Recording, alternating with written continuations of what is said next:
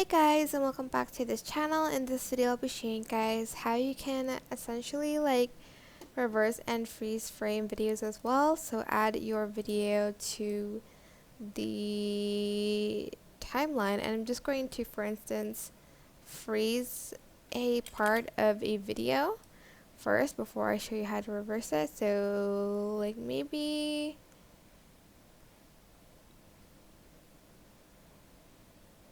here. So select your clip, or else the option won't show up.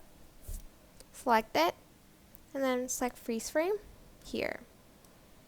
And then for instance, you want to go back to that position, so just copy and paste your videos, and to reverse your video just hit the reverse button. It's not going to show up if you don't click on the clip, so make sure you do that first. And I'm just going to make this a little bit shorter, and I'm going to add in a black and white filter just to add in a little bit of dramatic effect here.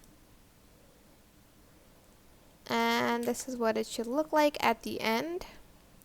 I hope this tutorial was helpful for you guys. Don't forget to like, comment, share, and also subscribe to this channel if you haven't done that already.